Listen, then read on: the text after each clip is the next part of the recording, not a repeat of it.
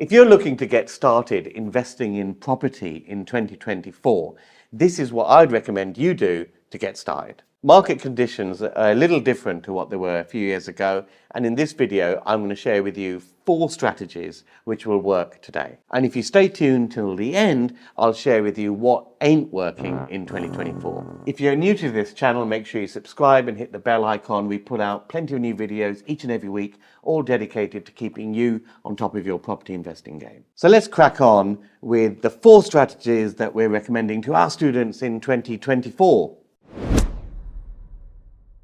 The first is to focus on high rental cash flow. Now in 2023, the property market didn't actually do too much. We saw minimal growth and we're likely to see it flatline at best during 2024. So if you're going to own an investment property and capital appreciation is going to be a few years away, then the reason for doing so is the cash that it puts in your pocket at the end of each month. Now, quite frankly, in many areas of the country, vanilla buy-to-let simply ain't stacking up, particularly with new mortgage rates.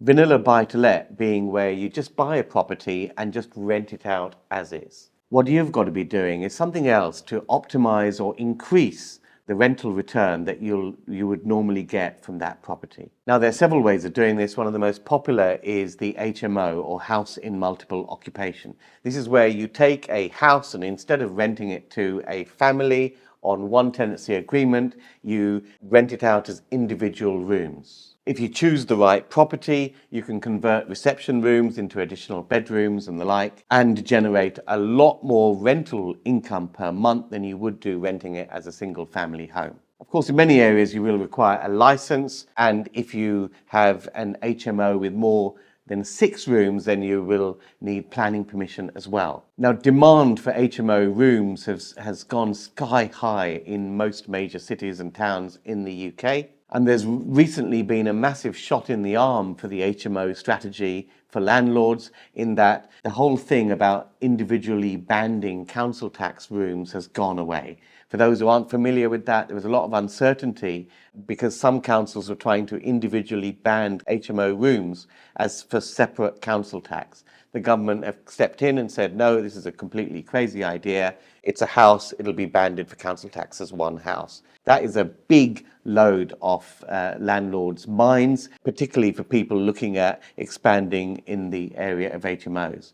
As I said, there's plenty of demand. One sector that is especially booming is the upmarket HMO, where the room is particularly nice. You include facilities within the room, ideally an ensuite and a sort of dry kitchen area as well. But if you include those sort of facilities, room rents are very, very good indeed. The problem now, of course, is that 1-bedroom flats are actually quite expensive to rent for many people on single incomes. And that has seen this massive rise in demand for HMO rooms up and down the country. Now, the other area to focus on maximizing cash flow in a rental property is to look at short-term rentals. Now, I've used the term short-term rentals and not holiday lets. I'm generally a bit dicey on holiday lets. I think it's a very, very seasonal business and it's prone to a lot of uncertainties. What is a lot more solid is short-term rentals in major towns and cities. Now, of course, in London, there are rules about short-term letting in that you can't let out a property for more than 90 days in a given year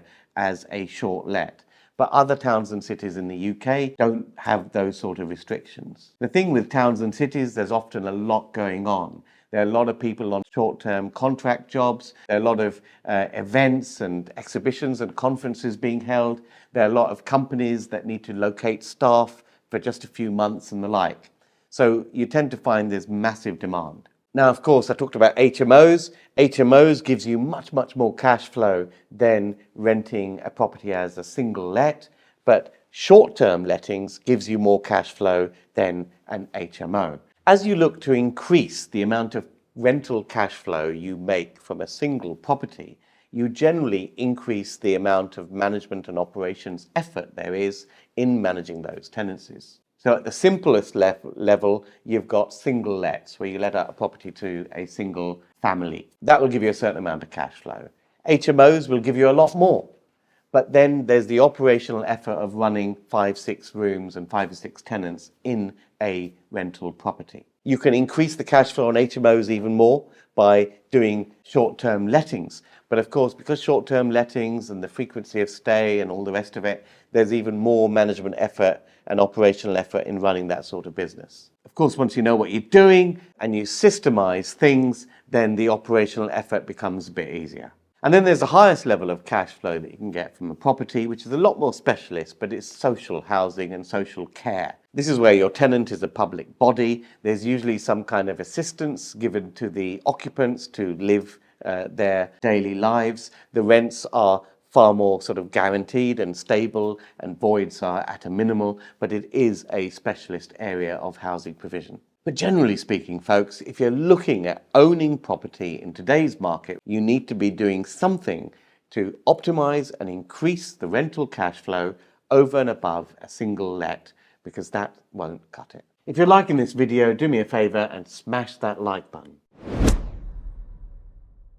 Now, the second strategy that will work well in 2024 is the classic BRRRR strategy, BRRR. What does that stand for? It's buy, refurbish, rent out, and refinance. Now, this works very, very well because it's a buyer's market at the moment. There are plenty of bargains and good deals to be had. Even auctions are providing some good sources of properties these days. And also, you've got to combine BRRRR with the high cash flow types of strategies I talked about just a few minutes ago. And the idea here is that you buy well. You buy below market value, you buy shabby properties that need some work doing to them. Because to get high cash flow out of them, you're going to have to do those works anyway.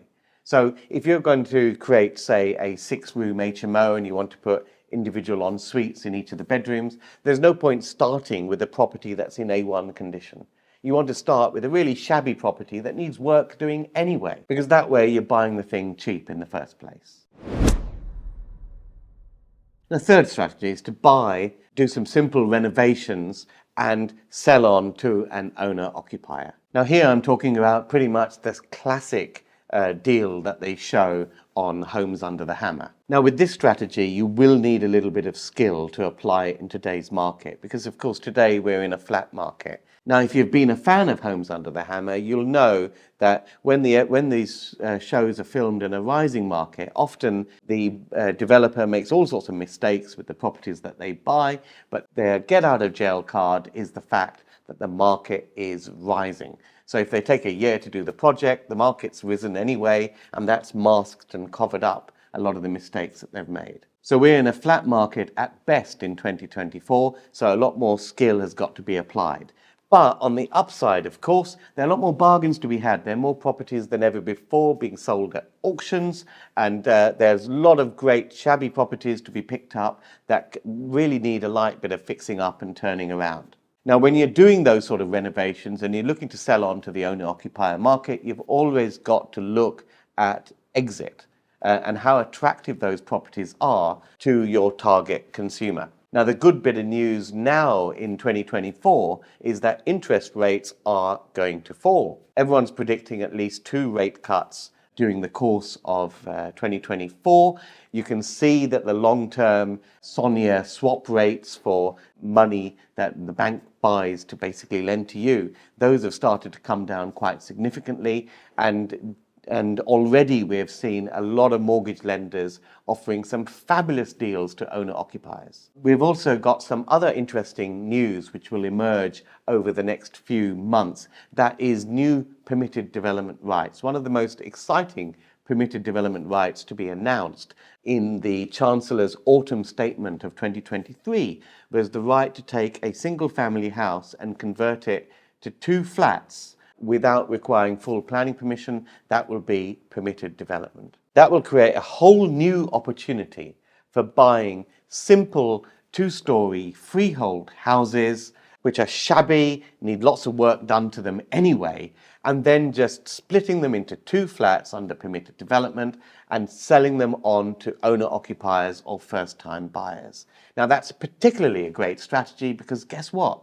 We have had tough times over the last few years, and as a result of those tough times, a lot of new house builders and new developers have basically cut back on what they've been producing and releasing to the market. So there aren't so many new houses and flats coming onto the market this year from some of the big developers. So if you're then putting out a newly renovated brand new flat on the market and it's in a good location and a good street and all of that, and with the mortgage rates for owner occupiers coming down this year, you will turn a handsome profit. Are you excited about that new PD right to convert houses into flats? Tell me what you think in the comments below. Also, if you're liking this video, don't forget to smash that like button and don't go away without subscribing and hitting the bell icon too. The fourth strategy that will work well in 2024 is lease options. Now, let me just explain what a lease option is. This is where you find an owner of a property and you basically say that, look, I'm going to lease this property from you for a fixed amount of rent per month. And then at some point in the future, say 5-7 years down the line, I will have the option to buy it from you at a price that you determine now. That's essentially what a lease option is. Now, I think people who are particularly interested in entering in a lease option with you are people like tired landlords, people who have been landlording for maybe 20 years. The property is in desperate need of a little bit of refurbishment. They're achieving low rents because it's not modernized and all the rest of it. But they've approached a certain age where they don't want to do it anymore, or perhaps they've been doing it as a one-man band and they're just tired of the whole thing. With those sort of people, you take the property off their hands, you give them a predetermined rent, you renovate the property a little bit, you up the cash flow, and then at some point in time, you exercise the option to purchase that property when you can refinance it based on the higher income stream that you're generating. But what I wouldn't waste your time doing in 2024 is deal sourcing or deal packaging. Now, I've been doing property for 30 years, and here's my take on this. Yes, you will come across the odd deal here and there that you don't want to do, it doesn't meet your strategy, and you may pass it on to a friend or associate and take a sourcing fee for it. But here is the number one reason I don't think it's a viable, sustainable business model. You just need to be focusing on finding property deals where you can buy value from motivated sellers, you can add value through uplift the value of the property and generate high rental cash flows. If you do all of that, then you will be able to attract the funding to actually do the deal yourself. So why would you want to pass it on? We of course see this time and time again on the hit Sky TV show Property Elevator.